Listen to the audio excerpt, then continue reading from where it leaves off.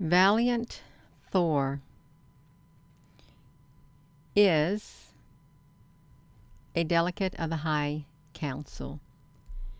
And there's been books written about Valiant Thor.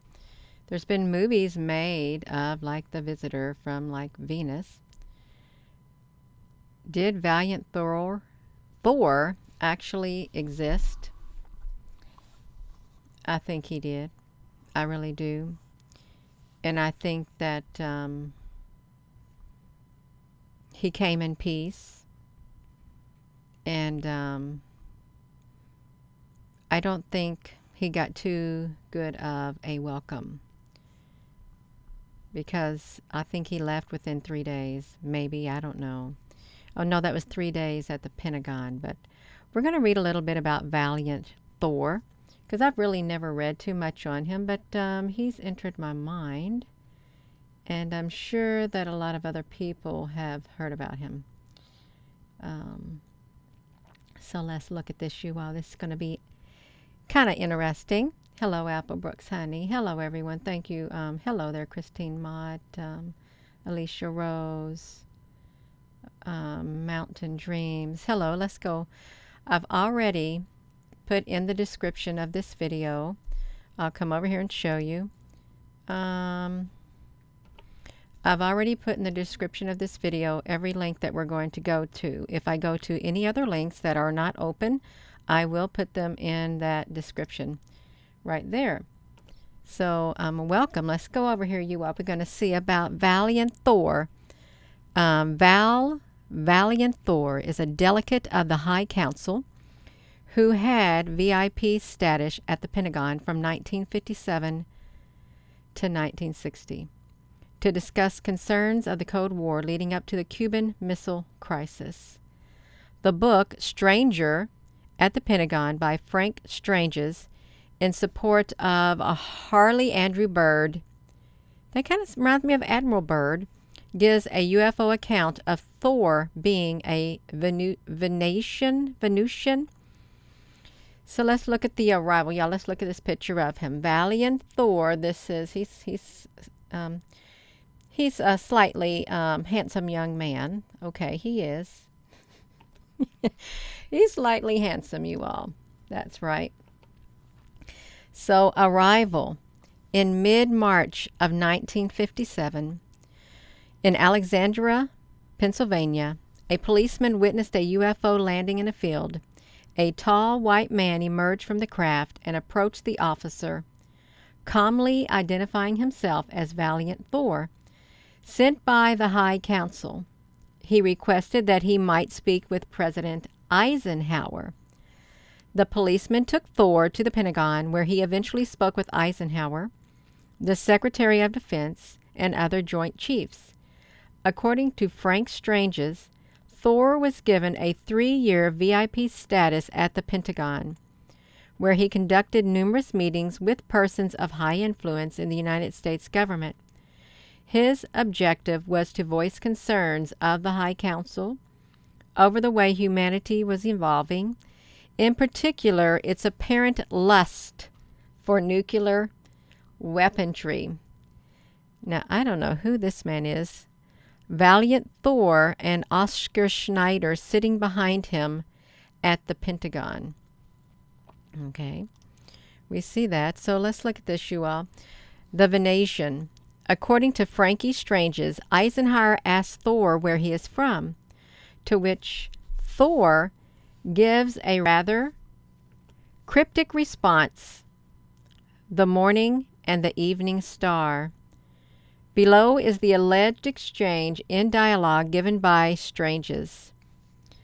Eisenhower: Sir, please, sir, what is your name, and where do you come from? I come from the planet your Bible calls the morning and the evening star. Venus, says Eisenhower. Yes, sir, says Thor. Can you prove this, says Eisenhower. What do you constitute as proof, says Thor. I don't know. According to Thor, Venetians live inside Venus. So we're going to see these physical characteristics, you all. Externally, Val appears to be human, albeit with 6 fingers and 6 toes. Internally, his heart is larger and he has only one, much larger lung. His blood vessels are larger and they carry hemocyan-based blood. His brain capacity is 300 centimeters and claimed to have an IQ of 1200, although at anything over 200 loses definite meaning. He speaks 100 languages fluently. Let's see another picture. Right here, Valiant Thor, Don and Jill Al Venetian. It's at a spacecraft convention. So I've got that. That's the first one, you all. Now let's go to the second one, you all. This is really interesting. I really never heard of Valiant Thor and thought much of it until this journey began. But I do remember a long time ago watching a movie of a visitor, who came and things like that. Hello, Susan B. Honey. Let's click into this next one, you all. Might get really interesting. And I will not play the YouTube videos right here. This is a UFO Insight. The Eisenhower alien meetings are just the tip of the iceberg. In December of 1984, a little-known television producer and UFO researcher, Jamie Shandera, found an envelope left for him. The package had no return address, but did contain copies of documents that would change people's perception of the 20th century and the events that might have actually shaped it. The documents themselves were stored on 2 rolls of 35mm film. The first one Shandera examined was labeled Top Secret Magic Eyes Only. The title was even more intriguing. Briefing Document Majestic 12, prepared for President-elect Dwight D. Eisenhower. Where have we heard of that Majestic 12? I've heard of that somewhere before, somebody speaking about the Majestic 12. But I can't quite put my finger on it. All I've heard is that those 2 words. 1 word and 1 number. Yes. So this is a depiction of Eisenhower with an alien. Top secret writings appeared to reveal the known presence of extraterrestrials here on Earth. The Majestic 12 group were a collection of top scientists and military leaders who had been established in 1947, you all, to investigate the UFO phenomenon. 1947, Admiral Byrd goes to Middle Earth, and Dead Sea Scrolls, Roswell incident, and shortly thereafter, Israel becoming a nation. So 1947 was a big year, a very important year. Both the papers and the Majestic 12 group of which they spoke were ultimately disregarded by the FBI as nothing but a hoax. When they investigated the claims, they pointed to certain things such as how the date was written, even how the documents were worded as being proof that they were not genuine or authentic official papers. If the documents are to be believed, however, and there is an avalanche of supporting testimony to suggest that they are indeed genuine, then it would seem that this was just the tip of the iceberg. So we have Eisenhower's infamous meetings, you all. Eisenhower went missing suddenly on the evening of February 20th of 1954. There were rumors and fears quickly circulating that he may have died, to which the official response was that the president had to undergo emergency dental work and was now recovering well.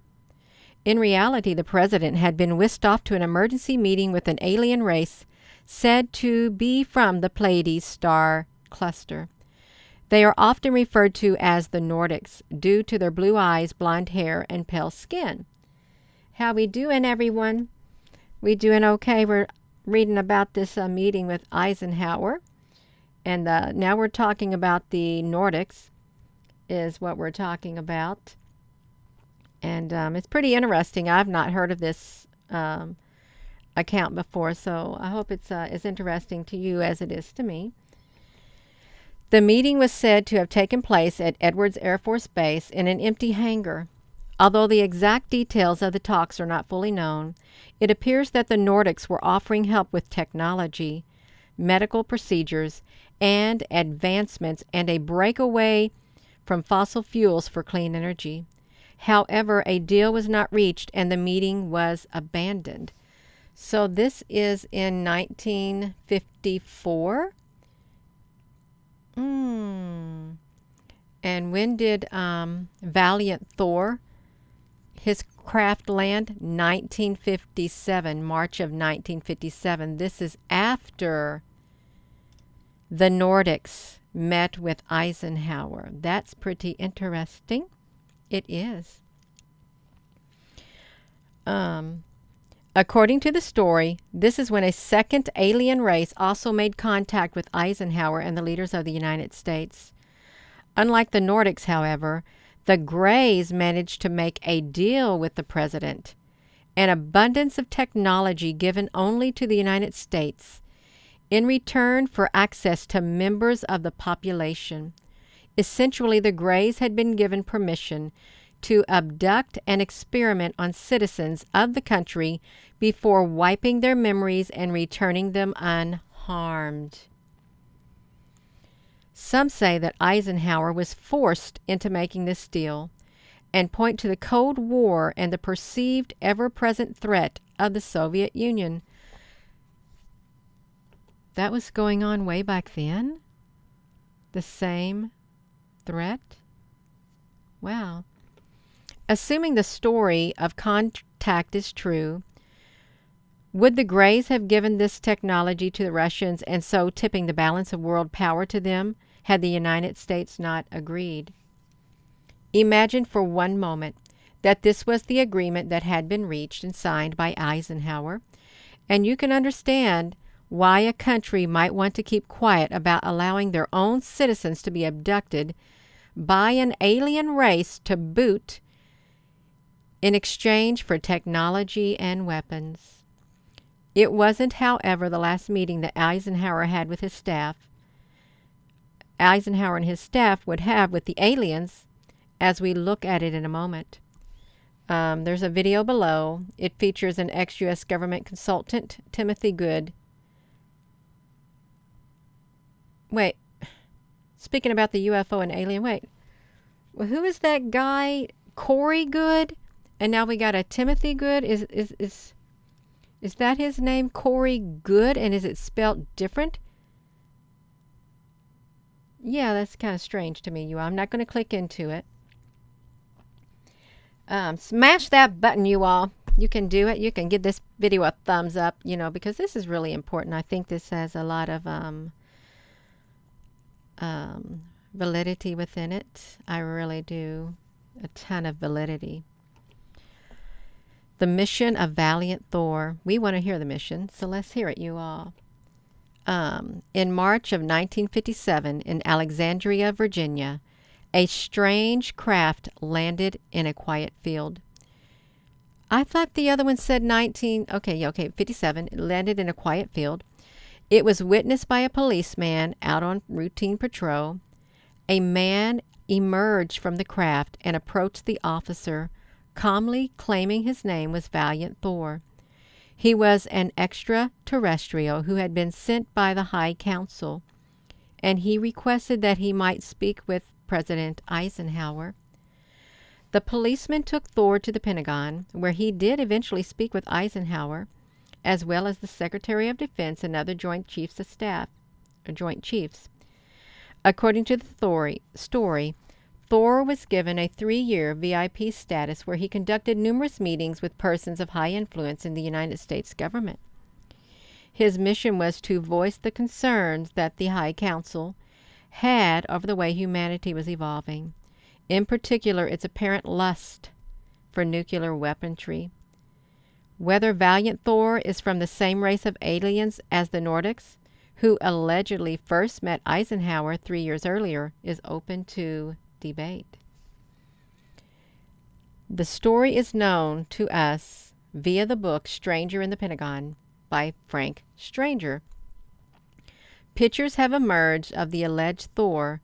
No one has come forward to debunk or discredit them because they're not allowed. Haley Bird. Now see that name right there, Haley Bird, and then you have, okay, here we go. Nephew of the much respected yet controversial Admiral Richard E. Byrd, who claimed to have flown inside the inner Earth near the North Pole in 1947, encountering Nazi UFOs. As he did so, he backed up Stranger's account to the dot. So I wonder if when he went to the North Pole in 1947 and he spoke with the leader there, and they said they were going to come to the surface, I wonder if maybe somehow that was tied to Valiant Thor, perhaps.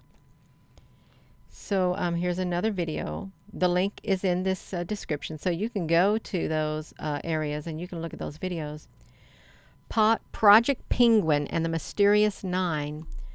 Valiant Thor's apparent mission from the High Council is interesting in itself, particularly when secret government experiments in 1952 concerning channeling of non-physical beings called Project Penguin appeared to have made contact with a similar group. The experiments were led by Dr. Henry Puharich, who had enticed many notable mediums and psychics to take part in them. One of these was an Indian mystic, Dr. Vinod, who not only took part in the experiments but made contact with an entity that referred to itself as the Nine. The Nine, it said through Vinod, were an eternal presence who watched over mankind and had done so since the beginning of time. Eventually, when asked of his name, the spirit replied, "I am Atum." So I think I heard someone speak about Atum. Hello, Susan Donahue, before. This is really interesting, you all, reading about the account of Valiant Thor and all this other people and entities associated with it, the whole scenario. Research quickly revealed that Atum was the name of the father god of ancient Egypt, one of the 9 of the creator gods of the ancient Egyptian society. Had Vinod really made contact with the presumed mythical Ennead, who were worshipped at Heliopolis, also where Pharaoh would make contact with those ancient beings for guidance on how to lead his people? This consulting or worshipping of 9 gods is also replicated in cultures throughout the ancient world. For example, the Aztecs worshipped a group of 9. Lord of the Night, I was thinking Lord of the Rings, you all. 9 rings were given to the race of men. Wow. Okay, let's get back to it, you all. The Aztec worshipped a group of 9 lords of the night, while the Buddhist religion also speaks of 9 unknown men. Norse and Etruscan cultures have further legends of 9 mysterious beings offering guidance and wisdom, and perhaps most famously of all is ancient Greek legends of Zeus, who led 9 gods who would at times intervene in human affairs. Puharich appeared to continue his work at his private New York estate, forming the Round Table Foundation in 1958. He attracted people such as writers, inventors, and notable businessmen, to all who wished to make contact with the 9 and seek its wisdom. Perhaps most notably of these is Gene Roddenberry, who went on to create and write the sci-fi show Star Trek. Wow. Might he had received some of his information from the mysterious ancient beings? Is the title of the later Star Trek movie, Deep Space Nine, also just a coincidence? Perhaps more importantly, Valiant Thor, might he have been sent to meet with Eisenhower on the Nine's behalf? The same Nine who had guided such great societies as ancient Egypt and ancient Greece. You all, this is so wild. Can I say how wild this is? This is pretty cool. It is pretty cool to read this. It's exciting because I've never heard of it before, and I love reading, which I really didn't get to do much of, but since I started this journey, you all, there's lots of reading to be done with Valiant Thor. That's right. And all of us. It's okay. We already feel that connection. We really do, because things are really making sense. They are. Let's continue, you all. This is great. Eisenhower's great-granddaughter, further revelations. Eisenhower's great-granddaughter, Laura Eisenhower, doesn't doubt that any of these meetings went ahead. When she was asked about her great-grandfather's experience, she stated that these meetings took place against a backdrop of a world that most of us didn't realize existed. She states that the Second World War was still being fought behind the scenes, and that such things as Operation Paperclip were just part of that scenario. She also cited the aforementioned Admiral Richard Byrd and his apparent battle with Nazi UFOs in Antarctica. It's like there is this whole other reality going on that we don't hear about. She stated, these timelines and the deeper history connected to secret societies, connected to these deeper ET agendas that have been around for thousands of years. So there's another video right here, a recent interview, Laura Eisenhower talking in depth about the extraterrestrials in the secret space program industry. I'm not going to click into it. You all can click into it. The link is here in the description under this video, you all. So the deal that was made with the Greys led to the secret space programs, of which she claims she has had many dealings, and of which there are increasing amounts of whistleblowers speaking out about their own involvement. Perhaps Laura Eisenhower's assessment of how history might judge her, great-grandfather's apparent decision to sign a treaty with an alien race in return for technology, a decision that in reality will have been his in name only, is actually very true when she says, I would say that he was instrumental in warning us about the military-industrial complex. The video below features the former Canadian Defense Minister, Paul Hellyer, talking openly on RT News about such meetings and deals that have taken place between world leaders and extraterrestrial races. He is arguably the highest-ranking official who has made such blunt claims, and much of what he says echoes Laura Eisenhower's comments about the power and the influence of the military-industrial complex, and whether that might be real danger we all face. So as you can see, you all, this video right here is unavailable in our country. So it's under right here. If you go here under this link that's in the description, it talks about her revelations, and she's speaking, and then there's a link right here to a video. I'm not going to click into it. The deal that was made with the Greys. She spoke to people, and this right here, Canadian Defense Minister Hellyer. This video is not available in the United States, okay? So if you're in the United States, you don't get to watch that video, and it's okay. It's all right. It's all right. We can do this. We can do this, you all. We can, and we are. So references. So there's the references. The Greys aliens signed the treaty with Eisenhower in Wait a minute. Wait a minute. Wait a minute. No, no. Oh no, you all. Mm-mm. No, no, no, no, no, no, no, no. Mm-mm.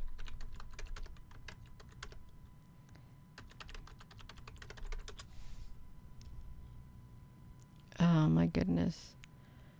I'm sitting there thinking about this. This is what I was looking at. I'm going to put the link in here. About CERN. Look, we've got a 1953. 12 founding members established the CERN convention in July of 53. Something about the Second World War. 1952. This is enormous technology, you all. CERN is. And the Greys signed an agreement. I'm going to put this in here because I clicked into it. We can do that. This is, yeah. I think we saw something in other videos about CERN, about maybe 1954. I'm not sure. That's all I'm going to say about CERN, because I'm going to go back to this right here. So look at that. The Grey aliens signed a treaty with Eisenhower in 1954 after the U.S. government rejected overtures from the Nordic or the Pleiadian aliens, say conspiracy theorists. So Marcus Loth is a writer with a love for UFOs. So we got that one, you all. This gets strange, you all. It gets really strange. This whole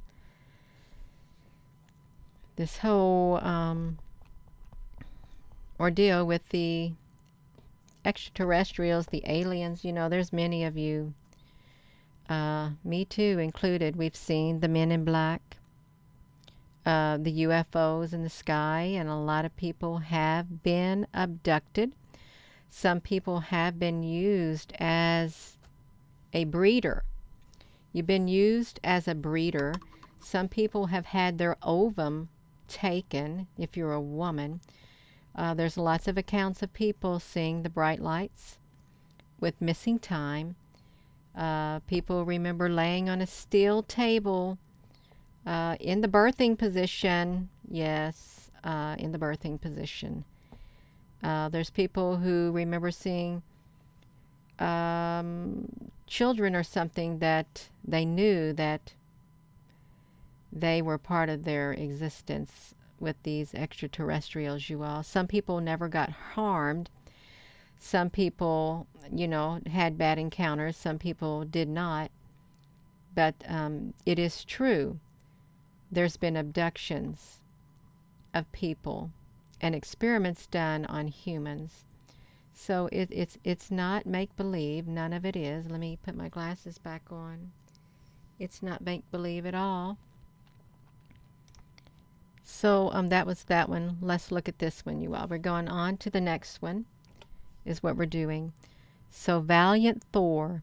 Everyone was dressed casual yet snappy, and just, you know, relaxing as Venetians do. Can I ask this question, you all? Let me ask this question. Wait a minute. Let me ask this question. So,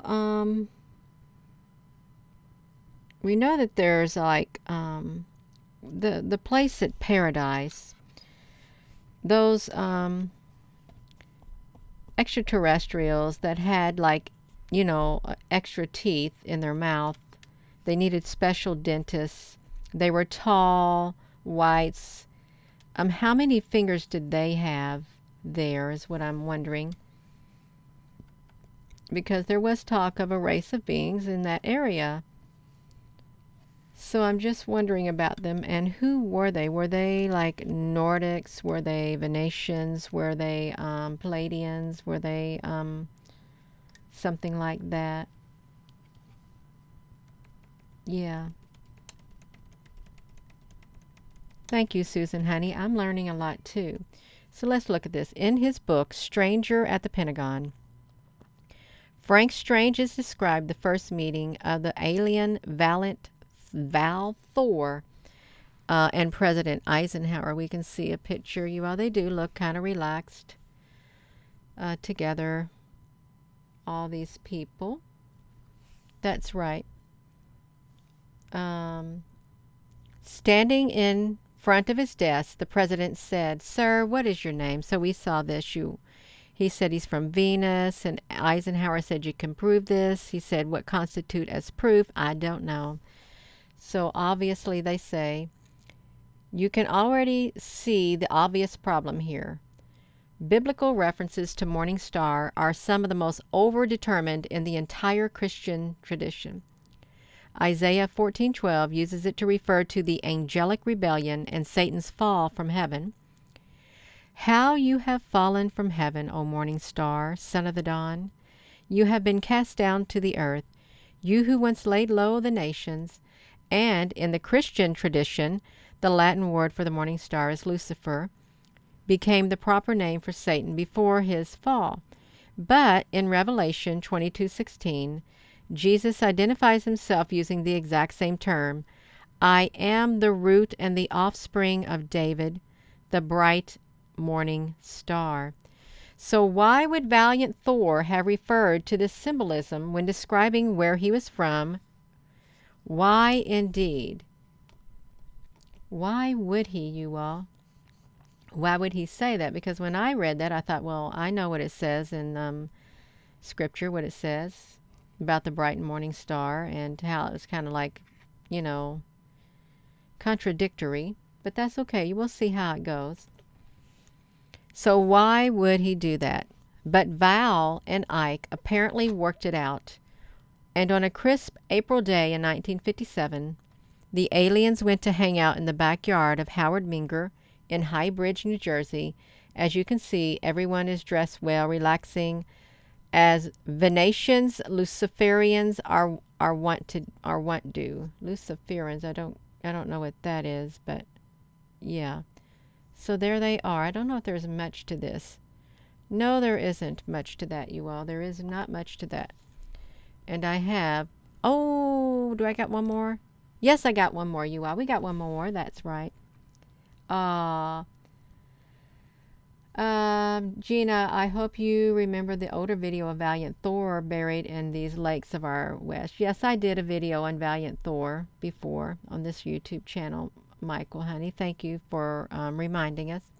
So we've got this right here. This is also in here. These are the various pictures. Stranger at the Pentagon. And I think that old movie where a flying saucer landed, was that him or not? You all see these, this is iconic right there.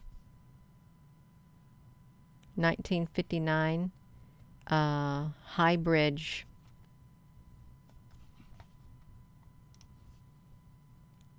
The 7. So you all, that's, what have you found the most interesting with this is what I'm wondering.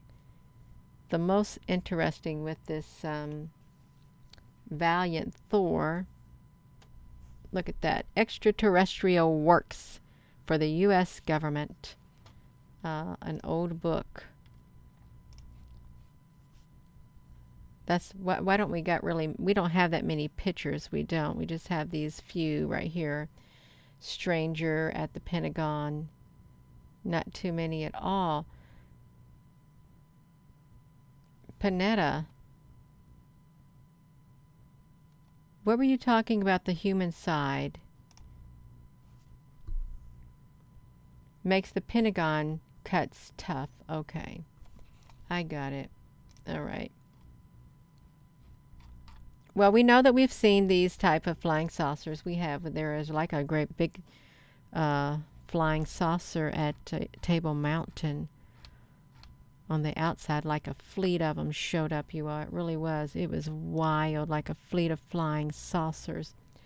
So, we're back over here. That's where we're at. We're at, let me put myself here, you all. I'm back here. I'm not going to, We had a big drop right there. Boom, 156 from 285. They dropped it, split it in half. I don't know who's doing the drop in the chat rate. I really don't. It's not very nice. Yeah, I did not know about the Lord, the 9 lords. That was the strangest, I think. That one thing, you all. If you missed anything, it's in this right here, the UFO Insight, and it's in the description of the video right here. UFO Insight. How it says they were talking about the 9 when somebody was channeling the Project Penguin and the Mysterious 9. They were channeling non-physical beings, and the one said their father God of the ancient, one of the 9 creator gods, and they said it's not the first time this consulting and worshiping of 9 gods is also replicated in cultures throughout the ancient world. The Aztec worshipped a group of 9 lords of the night, and remember that 9 rings were gifted to the race of men who above all else desired power. They took it without questioning. And then you know what happened to them? They turned into not too pretty beings at all. They didn't. They got taken over by the darkness. It's really interesting right there. To me, that was really, that's good to know. Now we know where some of these movie themes and scenes come from. There's actually truth to them. Yeah. So that's great, you all. It is. 39 likes.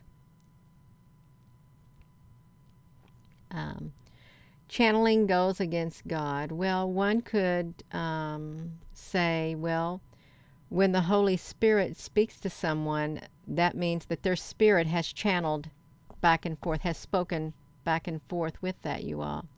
Because you know, when let's think of this.